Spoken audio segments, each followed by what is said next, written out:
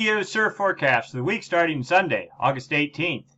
I'm Mark Sponsler, and I'm your host for today's presentation. We'll be talking about jet stream level winds, surface level pressure, significant wave heights, and then long-term data about El Nino, the MJO, and anything that would help give us an idea of what's going to happen in the near and long-term future in regards to surfing and marine weather. Let's get into the details. Looking at significant wave heights for the South Pacific Ocean, we see remnants of a gale that traversed the South Pacific, still producing, what's that, about 26-foot seas over a very small area, but moving out of the Southern California swell window now, and not so much of an interest to our forecast area, but perhaps for Peru and Chile. Otherwise, we see signs of a ridging pattern under New Zealand here, probably indicative of high pressure building in that area, and probably not very good for storm production, at least for the immediate future. Let's dig a little deeper. As usual, we'll start looking at jet stream level winds. These winds up about 30,000 feet help support the formation of gales. When those gales form, help direct their track. We're looking for a trough that is a push in the jet going up to the north, and you kind of see right here maybe something that almost looks like a trough, but it's really not. What we really see is a split jet stream pattern. The northern branch of the jet stream here across the South Pacific Ocean at about 30 south, pretty strong, well and cohesive, well organized here, but it's the southern branch, this branch down here, that really is the one that helps support gale formation. And for one, we see it displaced very far to the south under New Zealand here, winds at, was that 100 knots or so, push it and down at about, what was that, 62 south. So that's just about on the edge of the Ross Ice Shelf, which is probably running anywhere from 65 to 63 south. So no open space for storm development. You have this little bit of a pocket here in the central South Pacific, but no real wind supporting gale development there. And then another ridge pushing hard south into Antarctica in the southeast Pacific, again offering no support for gale development. We want a trough pushing to the north that would help create a clockwise flow, like an eddy almost, in the upper atmosphere, and that's the hallmark of low pressure in the southern hemisphere. And low pressure, of course, generates wind. Wind generates seas. Seas, as they radiate away from the fetch area, turn into swell, and swell, when it hits your beach, turns into surf. Unfortunately, we're not seeing any of that at the moment. So let's put this into motion, see if we get a little bit luckier in the future. As we get into Monday, we see no, if anything else, the ridge is building further south, pushing south. That basically, when you get the split jet stream flow like that, sets up high pressure in the upper atmosphere, kind of just locking things down. We see that pattern holding into Tuesday, and still Wednesday. You see the jet. Now you see this, there is a trough supposed to develop in the Tasman Sea, and a pretty good one at that, with, what is this, 160 knot winds feeding up into it. That would certainly get some circulation going in the Tasman Sea proper, but also notice here, this ridge persists over the greater South Pacific, so whatever happens is going to be limited to the Tasman Sea. So we get Wednesday, the trough continues into about Thursday morning, and then it just kind of gets sheared off, moving over New Zealand. We have this split flow again, just doing nothing for the South Pacific. And then you see the whole momentum of both sides of the jet stream here pushing down towards the south, completely over Antarctic ice. Just looks like the southern hemisphere is really doing nothing. We get to 180 hours out, still no change. It's August. It's a little bit early. Typically, we do get some late season push on the, out of the southern hemisphere, August into September time frame. But also, this is when you start getting the change of seasons, and when the jet stream in the North Pacific starts waking up a little bit. We'll get into that in a minute, but we suspect that is what is going on here. Looking at surface level pressure and surface level winds in the South Pacific, we see evidence of what we were talking about earlier. Here's where that little trough was. Yeah, there's a tiny area of 40 knot winds right on the edge of the ice line here. But and remnants of the gale in the southeast Pacific was at 35 knot winds. But otherwise, we see a distinct pattern of winds pushing to the south, not to the northeast, not towards us, probably not conducive for swell development. We'll put this into motion. We see that sort of pattern continuing. In fact, a gale starts building as we get into Monday night, and all fetch is aimed at Antarctica, and the gale itself is falling southeast A little bit. Yeah, definitely southeast, not doing anything. Now we get into Tuesday. Remember, there's supposed to be a bit of a ridge build, a trough building here in the Tasman Sea. Sure enough, here we go. Gale, 45 knot winds pushing into the Tasman Sea, going, and pretty good size there. This definitely bodes well for Fiji again. Yet that's where all the focus has been lately, is Fiji. There you go. We get into Wednesday night. Again, a broad area, 35, 40, 45 knot winds aimed due north. All these islands likely to get sprayed with probably pretty good sized swell. But in the meantime, yeah, we have a gale in the South Pacific, but it's over ice. 35 knot winds doing nothing. A little gale off of Peru on Thursday night. Not in our forecast area. We'll just put this into motion as we get into Friday. Still nothing of real interest. Just this, whatever there is, it's either over ice or in some area that won't produce swell for Hawaii or California. We get into Saturday. A gale tries to build under New Zealand, but again, all fetch pushing south. It's just a product of this ridge just driving south over the South Pacific. We're into Saturday. Notice there's actually a gale that develops it off of New Zealand. It too falls south with all its fetch aimed to the south. Just not a good sign. Now, interesting here, we just saw this. We'll go back. Sunday, this new little gale. Now, this is almost a week out, so do I believe it? No, not a chance. But we see this little gale developing, 45 knot winds at 120 west. That's like right on the edge of the California swell window, building to 50 knots, but rapidly moving out of the California swell window. Still maybe aimed at Southern California from like a just eyeballing, I guess, about a 170-degree angle, something like that, and then sweeping quickly to the east. This is probably going to be more of a Mexico swell or a Peru-type swell, if it forms at all. Series of little fetches here off of New Zealand a week out. None of this particularly believable. None of this was here the last run of the model. The next run of the model probably won't be here either, but something to keep your eyes on. All right, let's go take a look at the wave models. Here we are, significant wave heights, South Pacific Ocean. You see, oh, here's the ice. Up the ice line, Ross Ice Shelf right here, varying anywhere from 65 south up to about 62 south. So whatever fetch you have has to be north of that. You can't develop swell if you don't have winds over ice-free waters. So you get the general idea here. We'll just roll this out. We see, yes, stuff developing here, all generally falling south until you get into, here we go, Tuesday, Tasman Sea storm. What is that? 37-foot seas, pushing, pretty large area. This actually looks better than it did even a day or two ago. And that's quite a nice little system pushing towards Fiji and the islands over here. Broader in coverage, larger area of 30-foot seas, lifting well to the north, still 38-foot seas as we get into Thursday, and then fading slowly into early Friday, while literally nothing of any real interest occurs in the South Pacific Ocean. Roll this out. Look at this. You still have 20-foot seas, and what is this? About not even, let's say right at about less than 600 nautical miles south of Fiji.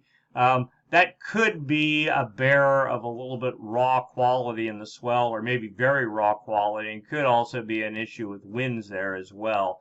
We'll see.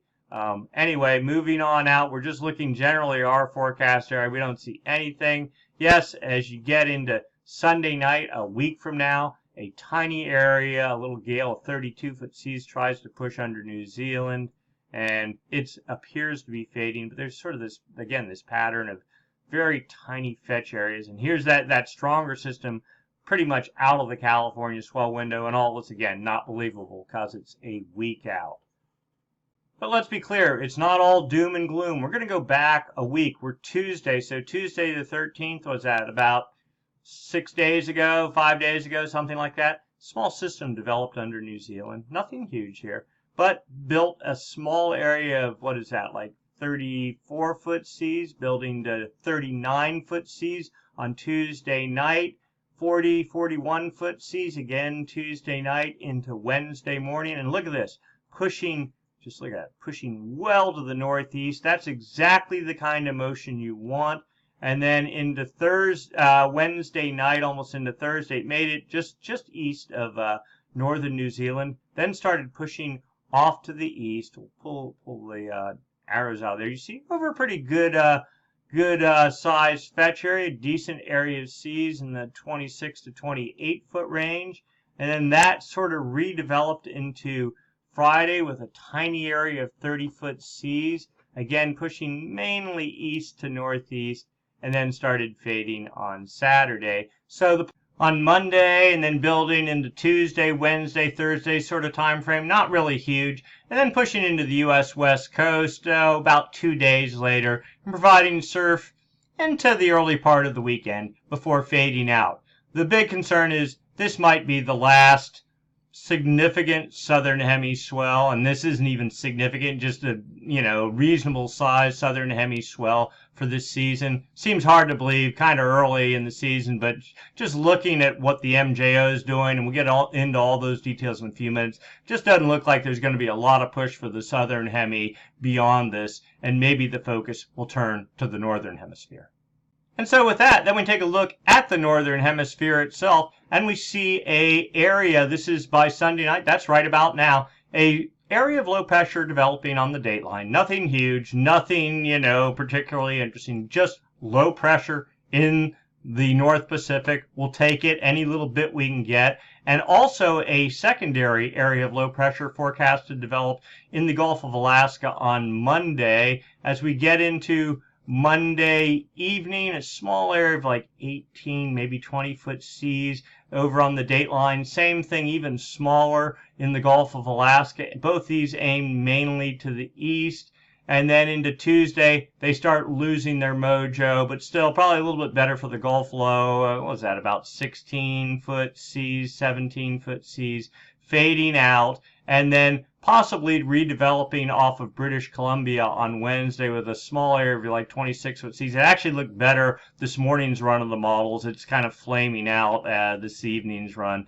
But still, the net result, you can actually see it here, a small area of seas. We're talking really wind swell and not sizable, 4 or 5 feet at 11 seconds, maybe pushing into North and Central California mid to later part in the week, and even smaller energy from the dateline system for Hawaii. And then, so then we look out, continuing into the week. There's some yet more activity for the northern Gulf, but on Friday, but nothing really capable of generating meaningful swell. And then things kind of peter out from there. We'll roll this out for a week, and you see, some spurious tropical activity, maybe, but just nothing that really indicates significant swell development at this point in time. So then we start looking for wind swell. Potential for wind swell development. On Sunday, you can see there was no real fetch off California, no real fetch east of Hawaii, nothing indicative of wind swell. Yeah, there actually was a little bit of leftover wind swell Sunday morning in Central California from a fetch that was blowing off the coast on Saturday, but that's pretty much all but gone now. And then here comes this low pressure, and most of our wind swell relative, be it Hawaii or California this time of year, is all about high pressure. Yeah, hey, high pressure generates some surf, rideable surf. You take what you can get, right? This view gives you a little bit more zoomed in idea of what's going on with this low, though. You see 35 knot winds aimed reasonably well at the California coast on as we get into Monday. But then it kind of flames out and lifts north. Still, there's this 20-25 knot fetch off the coast. What is this, about 600 miles out? So, yeah, maybe, just junky wind swell basically from it. And then high pressure tries to start making a comeback relative to California on Wednesday. Yeah, 15 knot winds, maybe Point Conception and Morro Bay, some wind swell. That's about it from that. And Hawaii, nothing going on yet.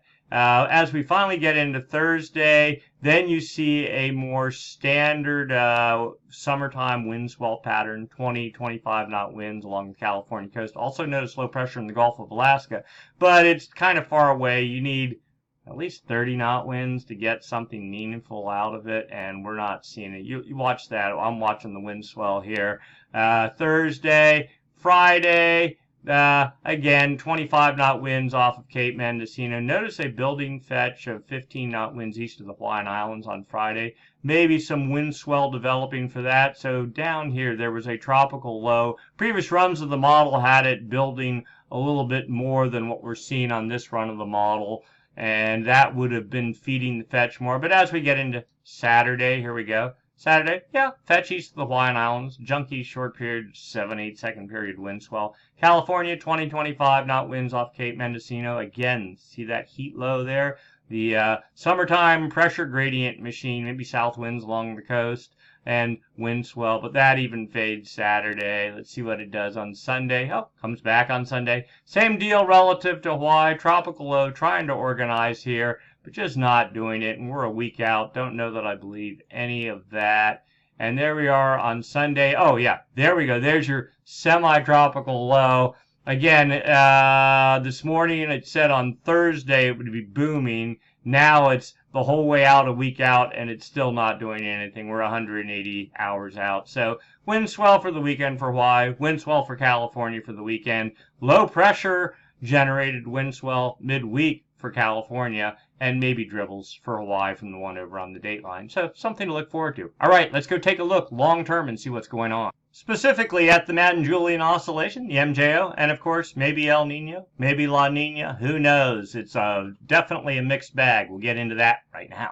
So first up, the MJO discussion. Madden-Julian Oscillation, periodic oscillation. It travels around the planet in either an active state or an inactive state. It travels on the equator from west to east, sort of the opposite of what a lot of other weather systems do. Anyway, in the active state, it's the equivalent. The active state is like low pressure, and when the active state is and it only moves on the equator the whole way around the planet. When it's in the Pacific, specifically here in the West Pacific, then that helps feed Kelvin wave development. When the active phase here creates west winds, west anomalies, and that takes warm water that's here and starts pushing it east under the equator, down about 150 meters. It eventually erupts. That warm water erupts off of Ecuador, creates a warm pool over here, and if you get enough Kelvin waves, that helps create El Nino.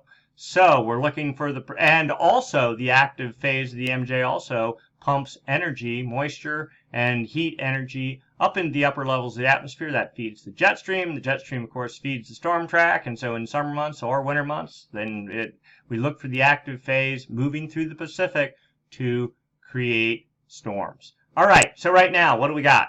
This is the East Pacific here. This is the West Pacific here. That's New Guinea. There's your dateline. There's your equator.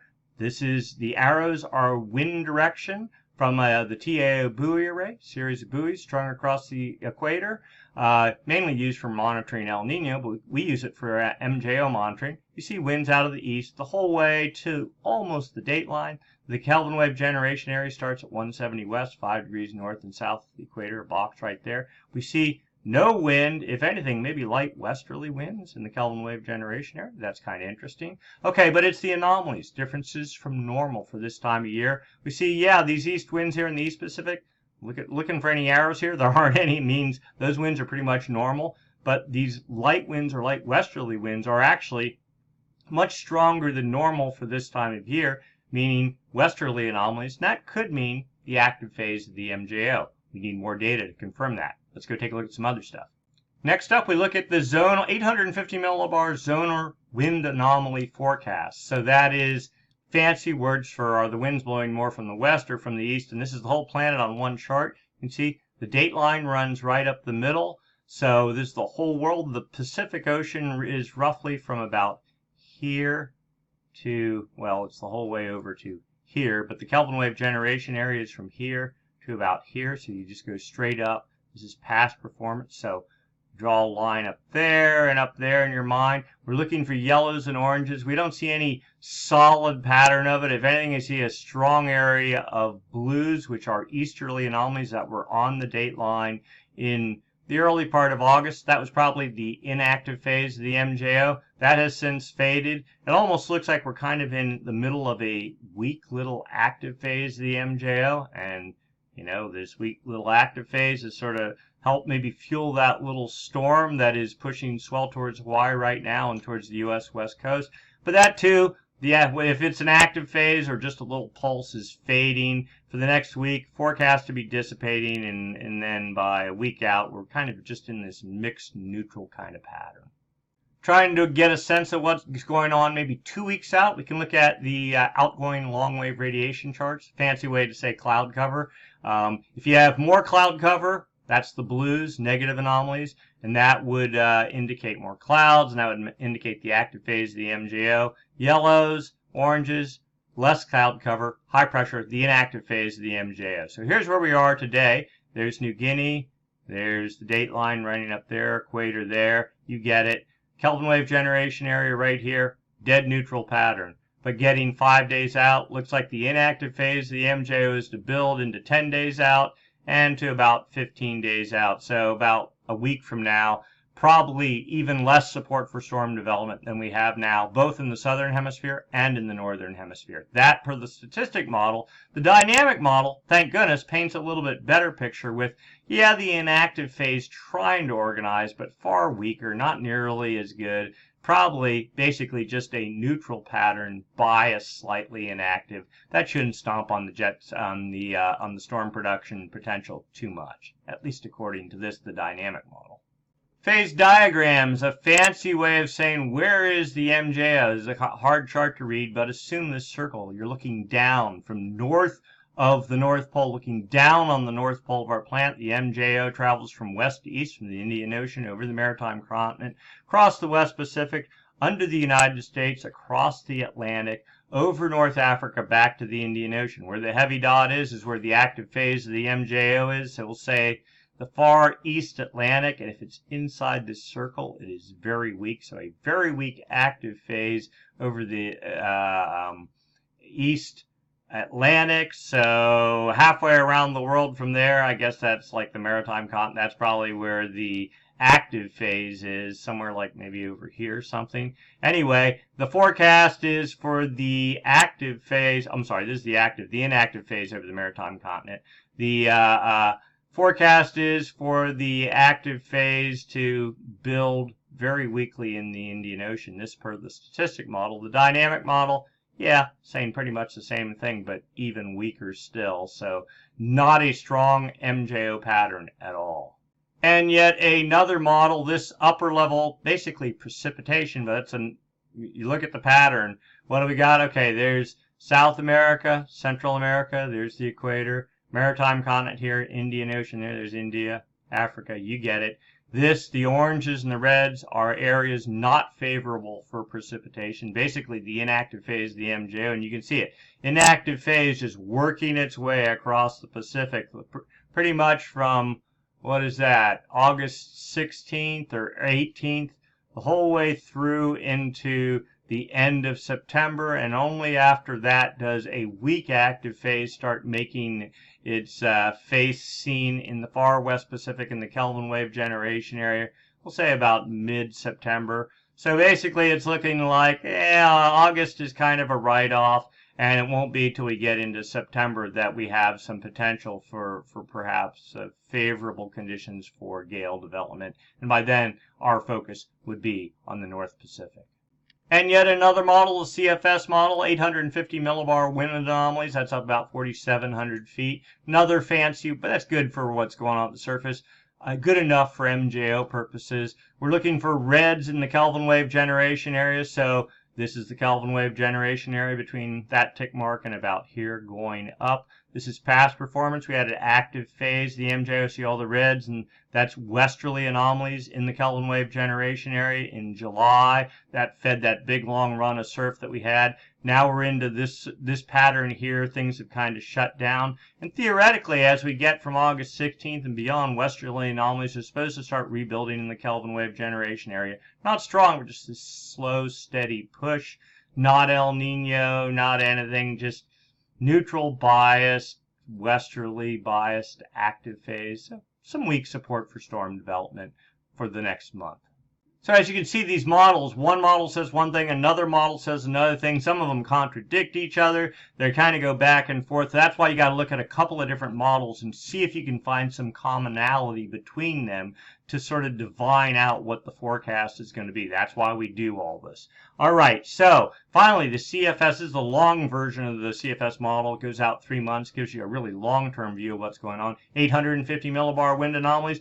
Past performance is on the bottom this time. The forecast is on the top. Just look at the dates here. Kelvin wave generation area between these two tick marks going up. So here's where we are. Westerly anomalies in the Kelvin wave generation area. And if you just eyeball it, you go, geez, looks like westerly anomalies forecast the whole way well into fall. That is good news. And indeed it is. Let's overlay the MJO pattern. That sort of tells a different story, though.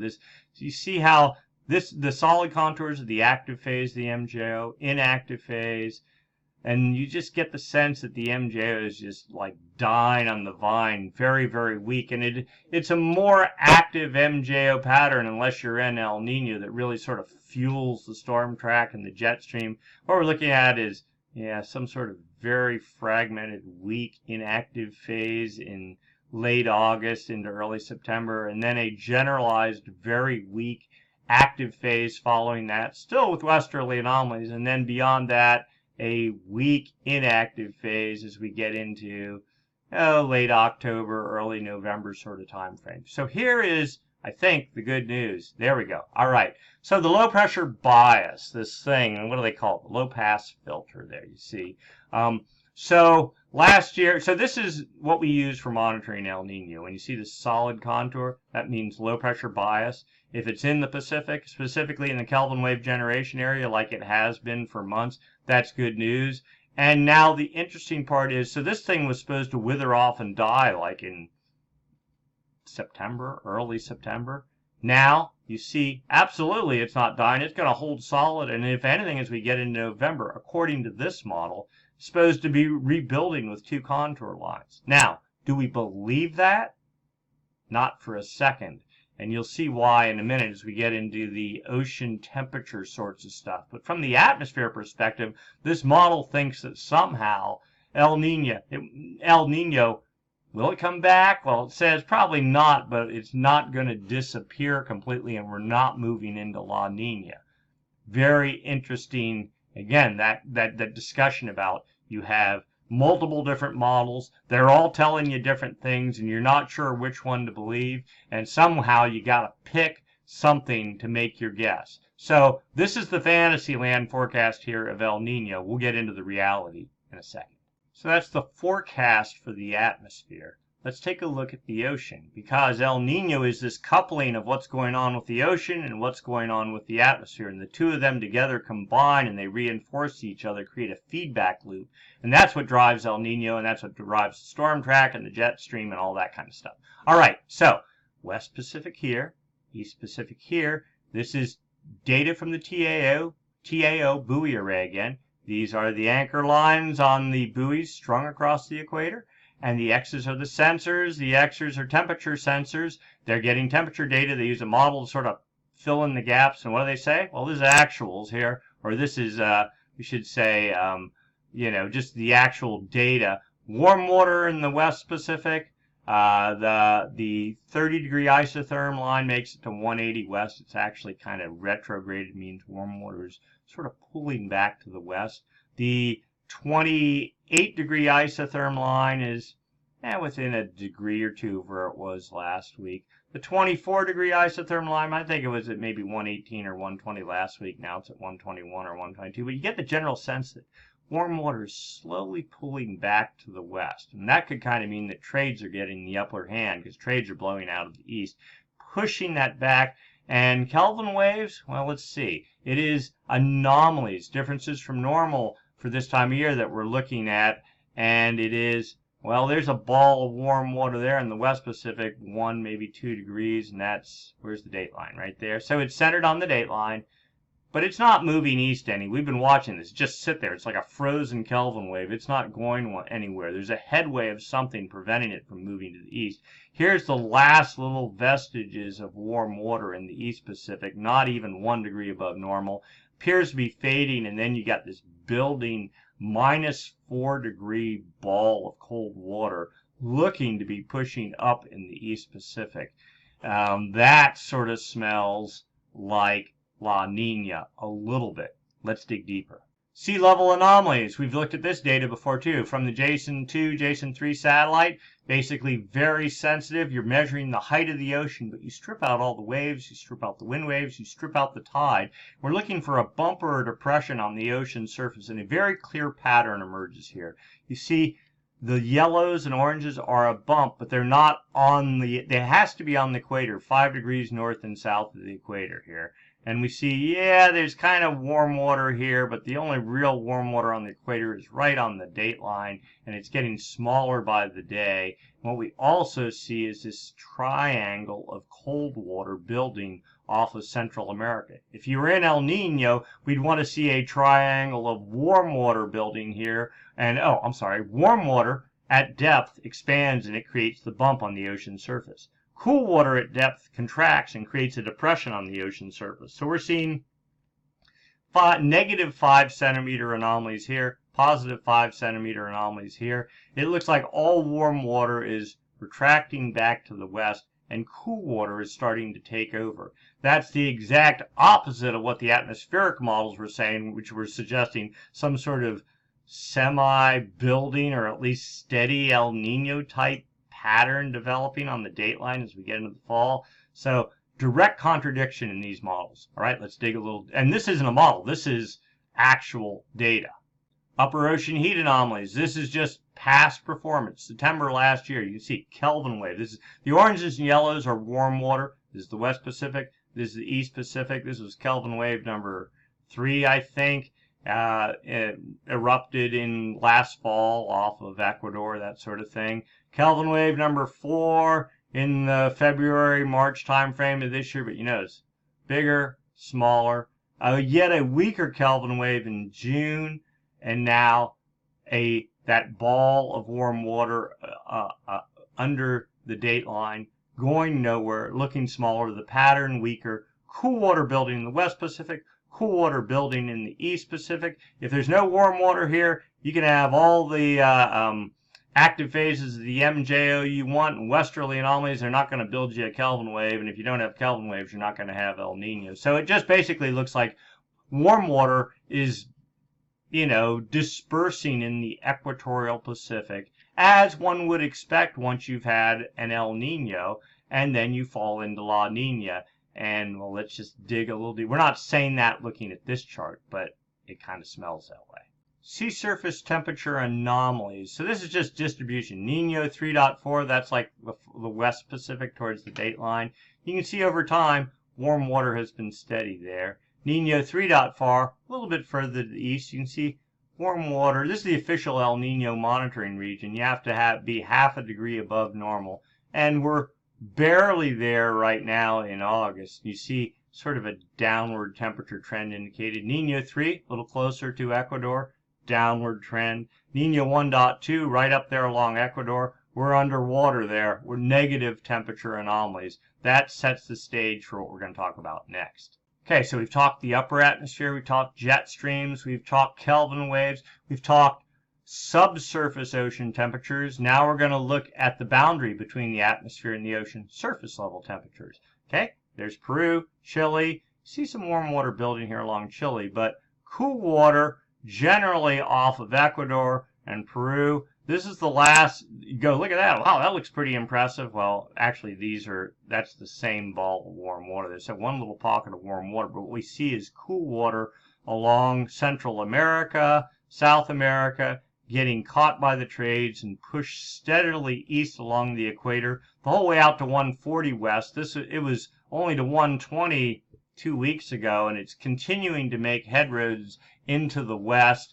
I mean, this is what La Nina looks like, less this warm water here. And this is hangover warm water from the previous El Nino. We suspect that's going to die. There was a lot more warm water down here. It has all faded out. And just this one last little pocket here, it's all but gone. This sort of sets the stage for La Nina.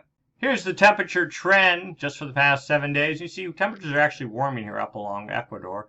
But that's warm compared to being pretty cold. I mean, it'd been just blasting on a cooler trend for weeks and weeks. So it's warming up some, still cooling though out from south of California out to almost a point south of Hawaii. Again, not looking good. Now the next picture really tells the story. Sea surface temperature anomalies for the Pacific Ocean.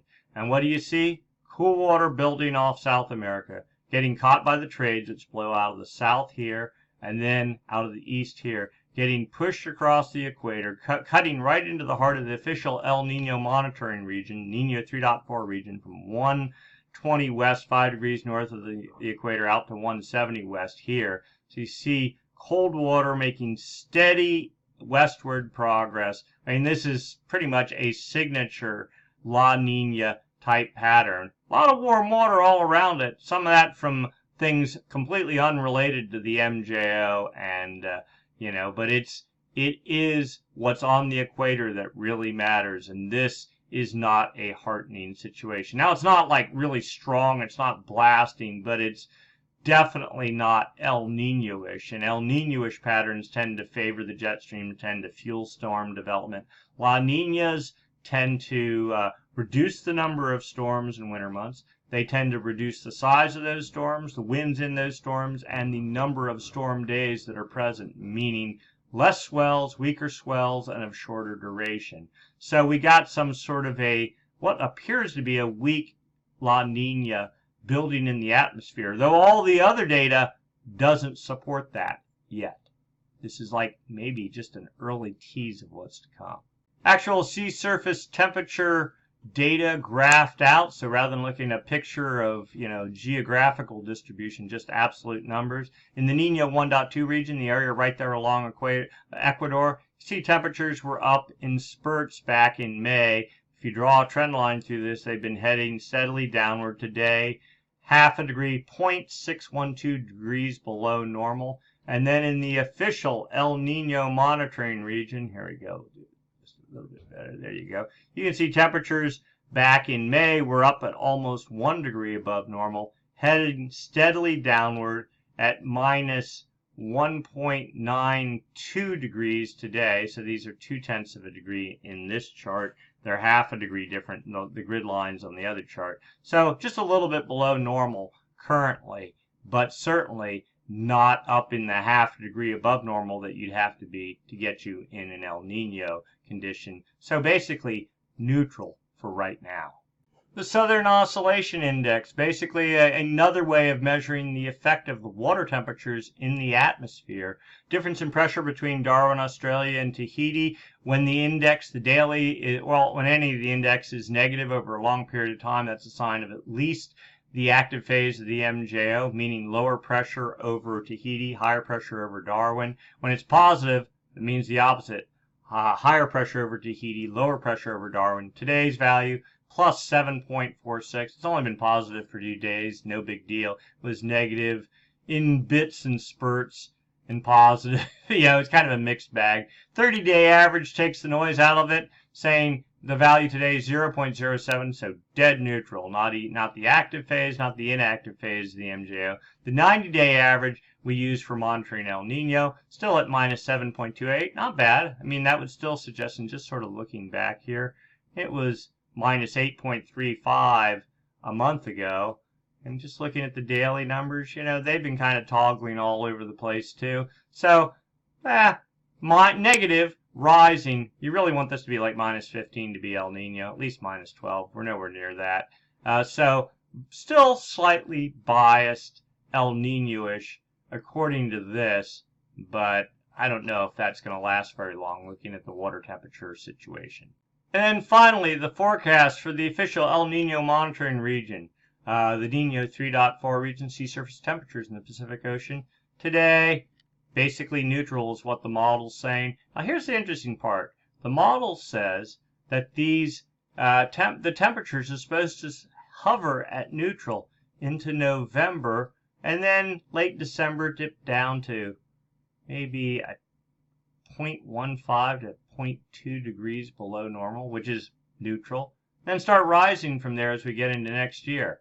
So this model is saying no La Nina, though you look at the sea surface temperature profile right now, it clearly looks like La Nina, and it has been trending more so in that direction. It's not like it's just going to die and all of a sudden, well, we'll show you again.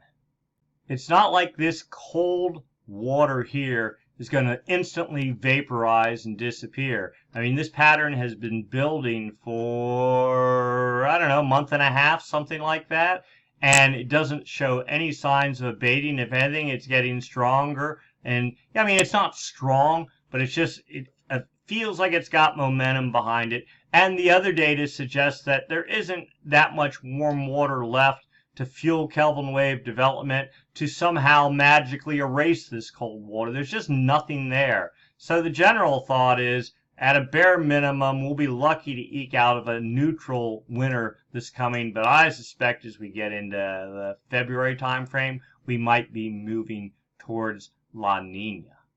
So the good news is, right now, there's southern hemi swell in the water, pushing towards Hawaii and the U.S. West Coast. So there'll be waves this week into next weekend. There's also little northern hemi swell, very wind swell basically, pushing towards Hawaii, or is expected to develop and push towards Hawaii and the U.S. West Coast, just wind swell. But then after that, the forecast becomes very unknown, very mixed. The cool water situation down south is a bit disconcerting, though. All the models at this point in time are saying no La Nina, just a neutral pattern into the winter. And we've kind of suspected, well, yeah, for sure, we'll be good into the November-ish, early December time frame. But after that, we suspect that something's going to change. The models will wake up and figure it out. And then when we get into January and February, they're all going to start saying, turn to La Nina, and then we're into 2 years of pretty much a downward trend.